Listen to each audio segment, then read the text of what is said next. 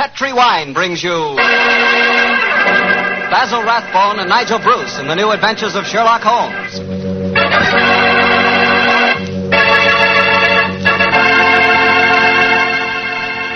The Petri family, the family that took time to bring you good wine, invite you to listen to Dr. Watson tell us another exciting adventure he shared with his old friend, that master detective, Sherlock Holmes.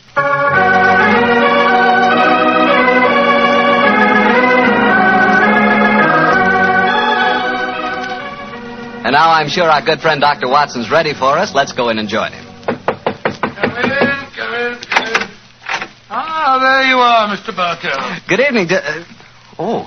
Excuse me, Dr. Watson. I didn't know that you had company. Shut the door, my boy, and come in and join us.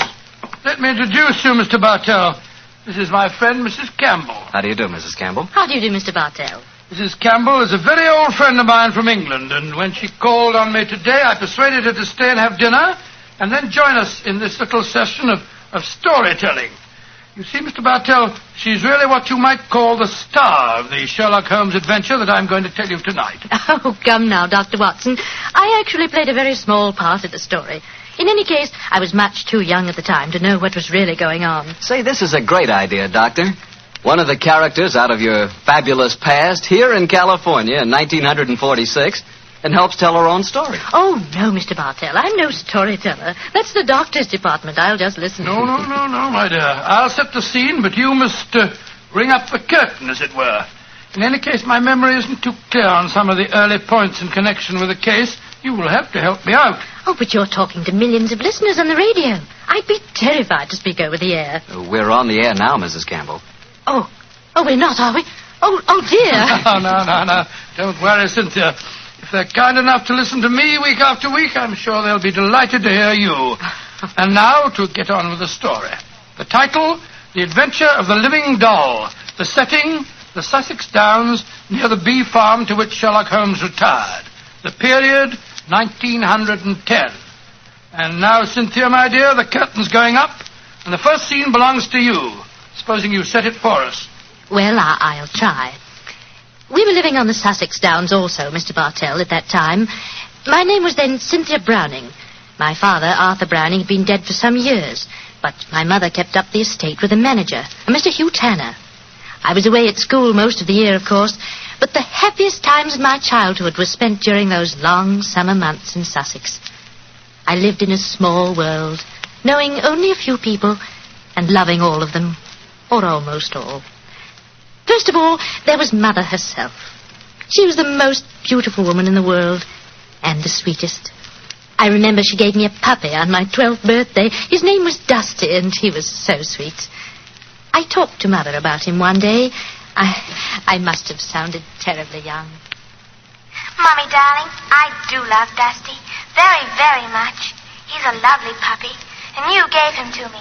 You love him, Cynthia. I know that. But I've been feeding him. That's your job, darling. It's good for grown-up people to have responsibility. Oh, Mommy, I'll feed him. Of course I will. I'll feed him so full, he'll burst. Then there was the estate manager, Hugh Tanner, such a pleasant man, and so willing to tell a 12-year-old all the things that a 12-year-old has to know or die. But, Mr. Tanner, why did you have to shoot the horse? He'd only broken his leg. Cynthia, horses aren't like human beings. Their legs won't mend. Now think of a horse that couldn't frisk and run and gallop across the downs. We're actually being kind to him. Honest we are, Cynthia. And then there was Frank King, the painter who lived on the downs. He taught me to open my eyes and really see things. No, Cynthia. That sunset isn't red. It's gold and rust. And the water, child, look at it. It's almost rose in this light. Rose flecked with cobwebs of eggshell blue. Cynthia, darling, a sunset's never just one color. Do try and remember that, won't you? And then there was Mr. Pound from the city. I gathered that he was terribly rich, and he wanted to marry Mother. But he certainly didn't understand little girls. Cynthia, I'm going to give you half a crown for being a very good little girl. Now, tell me, what will you do with it? I'll buy something for Mommy. Oh, no, my dear. This is your own money. You put it in the savings account at the post office, and it'll make more money for you. Always remember, my dear, take care of the pennies, and the pounds will take care of themselves. Then there was the wonderful wise woman who knew all the things that aren't in books. Always remember, my bunny, that it's good luck to touch the hump of a hunchback. But the curse of Beelzebub himself will be upon ye if ye look at a sliver of silver moon through the glass. And then, the strangest and most wonderful of them all was the lean, middle-aged man with a sharp face and the bee-net whom I met one day on the downs. Good afternoon, young lady. Good afternoon. I'm Cynthia Browning. My name is Holmes. Sherlock Holmes. Why are you carrying that net? You looking for butterflies? Oh, no, Cynthia. I'm a bee farmer. Bee farmer? Oh, that sounds funny. How do you farm bees? Well, come over to my place one day and I'll show you. I say, that's a beautiful doll you're carrying. It isn't a doll. It's my mascot. It was given to me by Frank King, the painter. He made it for me. He made it to look as much like me as possible. I call her me. It's remarkable likeness. See the hair? That's clippings off my hair. And the nails? Those are clippings from my own nails. She's really me. And I love her. Your own nails and hair, and the doll is an exact replica of you? I don't like that, Cynthia. Remember, my dear, my name, it's Sherlock Holmes, and I live at the bee farm, and if anything unusual happens, come to me at once. Of course, Dr. Watson, I'll confess that first meeting with Sherlock Holmes rather frightened me. You didn't understand why he was so worried about the doll, eh? No, but I remembered what he said about coming to him if anything unusual happened. And I'm sure that unusual something did happen. Yes, Mr. Bartell, and within a very few days. But at this point, I think Dr. Watson should take over the story. It's where he and Mr. Holmes really entered into it. Oh, very well. As I mentioned earlier, Mr. Bartell, I was staying with Holmes. Late in the afternoon, as I remember, that you ran over to the bee farm where I first met you, Cynthia. A few moments before you arrived, Holmes and I, each of us with a cup of tea in our hands, were seated on the veranda, gazing out across the downs, and discussing the mutability of human affairs. It's strange, Watson, that after a lifetime devoted to the more flamboyant aspects of everyday life, that now, in what is the fast approaching twilight of my days, I find such peace and companionship in the exact and predictable behavior of bees. I wonder what Moriarty would have thought. Oh, you're talking as if you're an old dodder of 90. You say what you like, but I don't think that you'll ever really be happy in retirement. You miss the danger, the excitement of the chase, the public acclaim. What are you talking about? My work was never for the public. What did the public, the great unobservant public, who could hardly tell a weaver by his tooth or a typesetter by his left thumb, care about the finer shades of analysis or deduction? In any case, Watson, I chose a happy time to sink into oblivion. In comparatively recent years, the criminal seems to have lost all his originality and enterprise. My own little practice, when I gave it up, seemed to be in danger of developing into an agency for recovering lost lead pencils or giving advice to young ladies from boarding schools. Oh, talking of young ladies, who's this little girl running up your driveway? Oh, great Scott, it's little Cynthia Browning. Oh, and who's she? Oh, a charming young neighbor of mine. Hello, Cynthia. Hello, Mr. Holmes. You've come to see how I farm bees, haven't you? No, Mr. Holmes. You told me to come to you. Something unusual happened. It has. Something that's frightened me. Well, now, sit down, my dear. This is my old friend, Dr. Watson. Oh, how do you do, Cynthia? How do you do? Now, Cynthia, dear, what has frightened you? It's my mascot. My me. Look. Somebody stabbed her through the heart. Great Scott, a doll that's an exact replica of her. With a penknife thrust into it. Good gracious me. When did you find your mascot like this? Just after tea. Mommy had some gentlemen calling on her. And afterwards I went up to my room and found poor me on the bed. I remembered what you told me about anything unusual. And so I came over here as fast as I could. Yes, I'm glad that you did, Cynthia. But did you tell your mother where you'd gone with her? No, I didn't. She was still talking to the gentleman. Well, she'll worry about you when she discovers your disappearance. No, don't worry, Watson. I shall go over and talk to her at once. Cynthia, my dear. Yes, Mr. Holmes? Who were the gentlemen calling on your mother? Well, there was Mr. Tanner. Yes. He's the man who looks after the estate for Mommy. Mm-hmm. Mr. King, the painter. Mr. King is the man who made this doll, eh? Now, who else was there? Mr. Pound. He's a businessman from London that's staying with Mommy. And they were all present in your house when you found the mascot lying on the bed? Yes, Mr. Holmes. What's no, chap? Yes, sir? I'm going over to see Cynthia's mother at once. I want Cynthia to stay here with you. Guard her, old chap, as you would your life.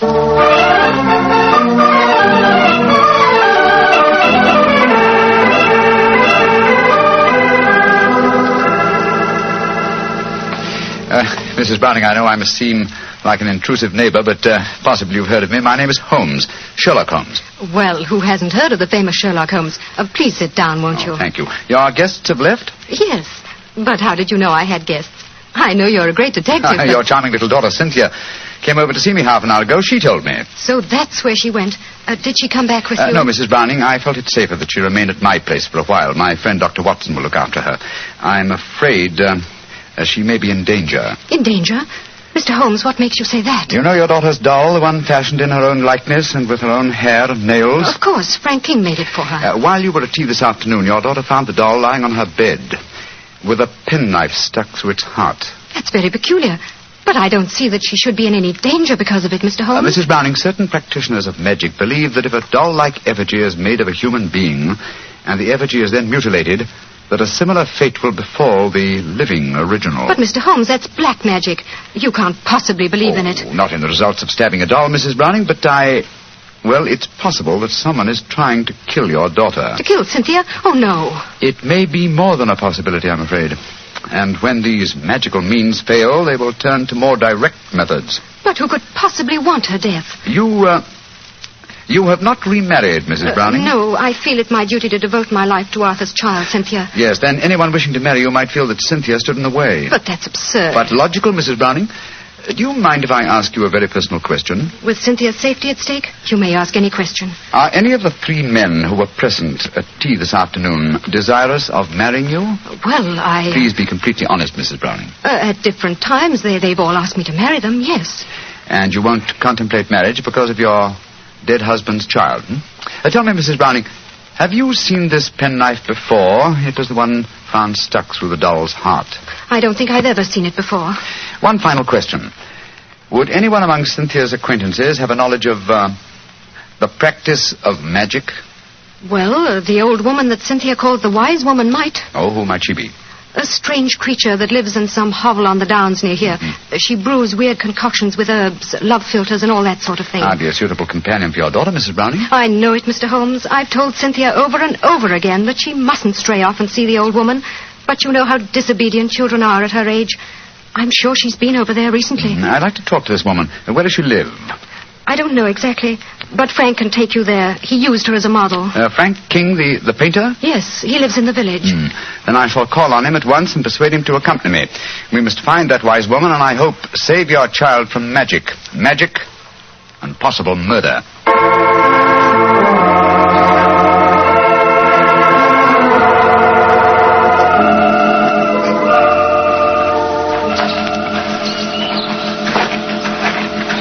Much further, Mr. King? Only a few more yards, Mr. Holmes.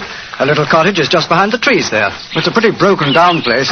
Poor old girl has only a few pennies to her name, I imagine. Mrs. Browning was telling me that you used this old woman as a model. Yes, she was a fascinating subject. I painted her as she was mixing up some devil's concoction of herbs and spices. I had her standing over a smoking cauldron with the firelight playing on her. It was quite effective. Yes, it must have been. The subject of witchcraft appeals to you, Mr. King? Well, I don't know anything about it. It was just that she was such a wonderful subject for a painter. Here we are. I'll knock on the door.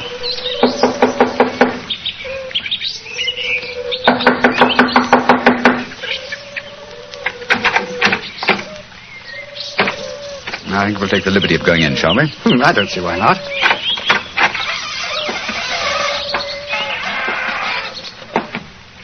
Shh. What is it? Listen. Came from that room. Someone is here. Come on. Look at her. Look at her head.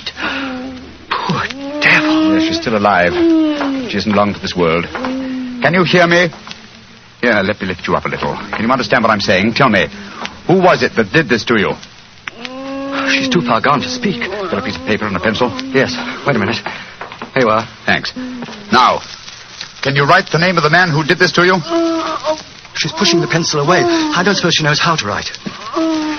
She's trying to show you something, Mr. Holmes. She's trying to crawl over to the wall. Yes. Here, let me help you. This will be a hiding place of some kind. Look. She's taking a brick out of the wall. What is it? Great Scott! Money. A veritable jackdaw's nest of pennies. And small silver. And at least a dozen golden sovereigns. That must be the money. Look! She's picking out one of the silver coins. She's trying to give it to you. A sixpence, but what? Oh, poor woman, she's dead. Just as she was trying to tell me something. I can't understand it. Golden sovereigns in this hovel, and she was showing you a silver sixpence as she died. Mr. Holmes, what are you going to do? First, check on the young girl's safety.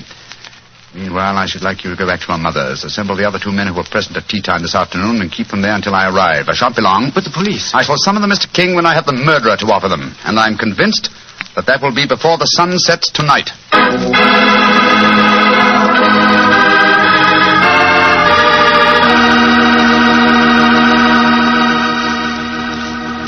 Well, Dr. Watson, what happened when Sherlock Holmes rejoined you at the bee farm? Well, first of all, he made sure that the little girl was safe. Then he told me of finding the dead woman and of his theories as to the killing. I can almost hear him now, Mr. Bartell, as he said... See how it was, Watson. Someone wanted the little girl out of the way because they knew the mother would never marry while the child was alive. And that someone persuaded the old woman to do the job for him, I suppose. Undoubtedly. And she, believing in the powers of black magic, mutilated the doll, firmly convinced that in so doing she was destroying the young girl it was fashioned after. And then, I suppose, when the potential murderer discovered the woman was merely indulging in stupid folklore, he killed her, realizing she was only a hindrance to him, and with her knowledge of the plan, a dangerous hindrance. Exactly, my dear fellow. But how do you suppose we account for the hoard of money?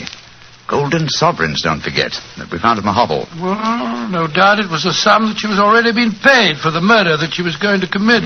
As she died, she tried to give me the clue to her murderer by selecting certain coin. Now, in her possession, she had gold, silver, and copper. She chose a silver coin. And yet I can't see its significance, I must confess. Well, at the moment, possibly not. And yet, before the evening's over, I bet you that... What did you say, Watson? I said before the evening's over, I bet you... Thank you, old fellow. That's the clue.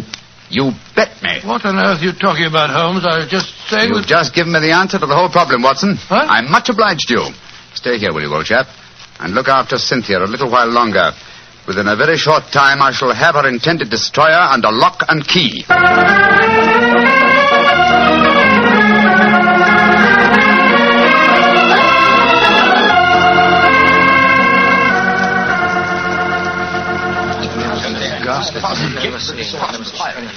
Mr. Holmes, I'm glad you've come. I've had the greatest difficulty in persuading these 3 gentlemen that their presence was necessary. Within a few minutes, Mrs. Browning, 2 of them will be entirely free to leave if they want to. Mr. Holmes, I think it'd be a good idea to tell everyone what happened.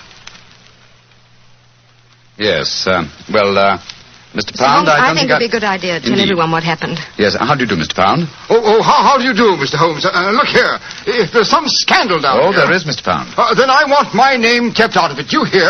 I have a seat on the London Stock Exchange. Oh, very comfortable for you. Yes. And the other gentleman, by the process of elimination, must be Mr. Hugh Tanner, the manager of your estate, Mrs. Browning. Yes, I'm Hugh Tanner. And now, Mr. Holmes, supposing you tell us what this is all about. I'm a straightforward man, and all this mystery is rather aggravating. Something has happened. Something that concerns us all. What is it? Murder. Murder? Murder? Good Lord, who's been murdered? An old woman who lived in the village. Your daughter, Mrs. Browning, referred to her as the wise woman. Mr. King and I found her tonight in her cottage on the downs, beaten to death. Murdered. Well, that's shocking, but what's it got to do with us? I'll explain, Mr. Pound. Each one of you, I believe, would like to marry Mrs. Browning. Her daughter, Cynthia, is an obstacle to such a marriage. One of you decided to remove that obstacle and engaged the wise woman to carry out the plan. Finding the woman clumsy and ineffective, you decided that she was a dangerous witness, and so you murdered her. Fortunately, the poor woman, as she was dying, gave me the clue to her murderer. But how did she do that, Mr. Holmes? I thought you said that she died without speaking. She did, Mrs. Browning, but she gave me the clue nonetheless, though I was shockingly slow in spotting it. Well, what was the clue? Yes, let's stop being mysterious and come out into the open. You were with me, Mr. King. As she died, I shall let you tell them. Well, she was dying, unable to speak when Mr. Holmes asked who had attacked her. She couldn't write, but she showed him a hoard of copper and silver coins and a dozen golden sovereigns. Sovereigns in a hovel like that? Oh, I see. She meant her murderer was the man who had paid her. And with all that ill-gotten wealth, she died clutching a silver sixpence. And you still don't see who the murderer is? Come along, gentlemen. You should know it as well as you know your own names. Now, Mr. King mentioned that there were a dozen sovereigns. Whose name does a sovereign suggest? Sovereign? King! You, Frank King, were the murderer. Oh, that's ridiculous. The old woman wasn't exactly a mastermind. Why should she be so indirect? And how much is a sovereign worth? £1. And your name, my friend, with a seat on the London Stock Exchange is Pound. Oh, this is absolutely absurd. I can prove that I've never even met the woman. Well, what is the answer, Mr. Holmes? I'm sure that you know it. The answer is obvious, Mrs. Browning, though I'm ashamed to say that a chance remark of Dr. Watson's gave me the clue. Oh, now look here. Stop beating about the bush, Holmes. What is the answer? A very simple one, Mr. Pound. With 12 golden sovereigns at hand, sovereigns that would suggest either the name of King or Pound, what coin did the dying woman select? A sixpence. Exactly. A humble silver sixpence. And what is the common slang word for a sixpence? A tanner. Precisely. Which tells us that you, Mr. Hugh Tanner, killed the wise lady. Try and prove it. That's all. Just try and prove it.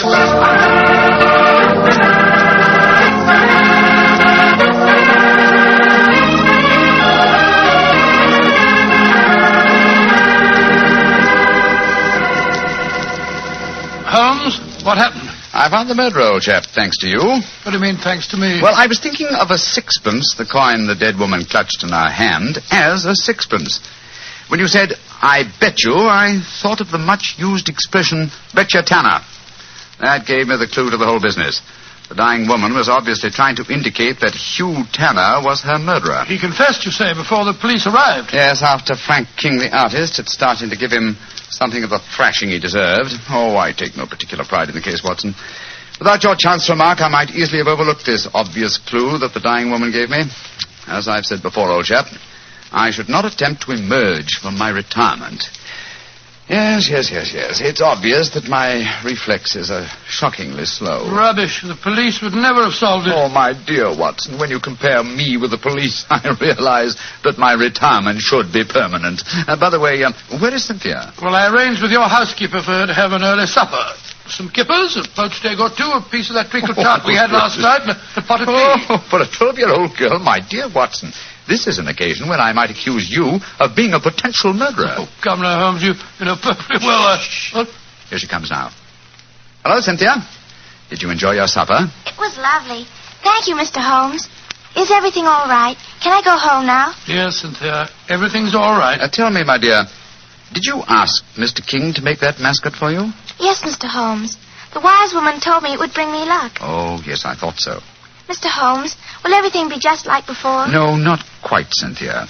Mr. Tanner and the wise woman have gone away. You won't see them again. Oh, dear. But you have new friends here, haven't you? Yes, and nice ones. Remember that, Cynthia. We'll always be your friends. I will, Dr. Watson. I like you both so much. Ah, I'm glad. And tell me, Cynthia, do you like Mr. King, the artist? Oh, yes. Almost as much as I used to like my daddy. Uh-huh. He's like my daddy, a little. Oh, I'm glad to hear you say that, Cynthia. Tell your mother the same thing, will you? I think it might change a peculiarly foolish notion of hers.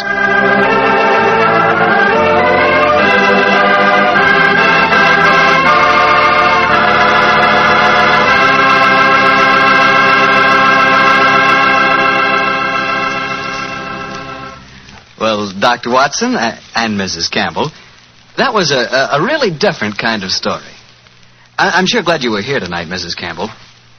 Well, Dr. Watson, what new Sherlock Holmes adventure are you planning to tell us next week? Well, as next week, as St. Patrick's Day is only about 6 days away, Mr. Bartell, I thought next week that I'd tell you a rather unusual story that took place in Ireland at the turn of the century. It concerns the famous ceremony of kissing the Blarney Stone, St. Patrick's Night Revel, and an old Irish ballad that led directly to one of the most devilish murders that Sherlock Holmes and I ever encountered.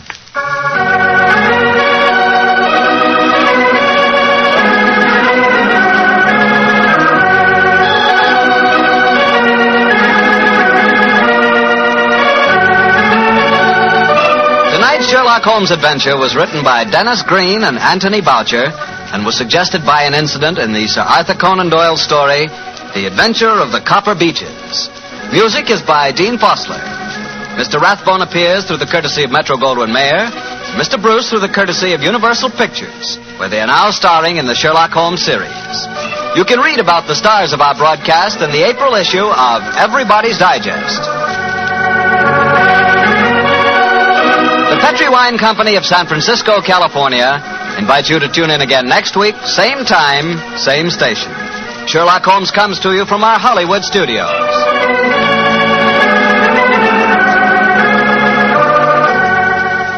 This is Harry Bartell saying goodnight for the Petri family.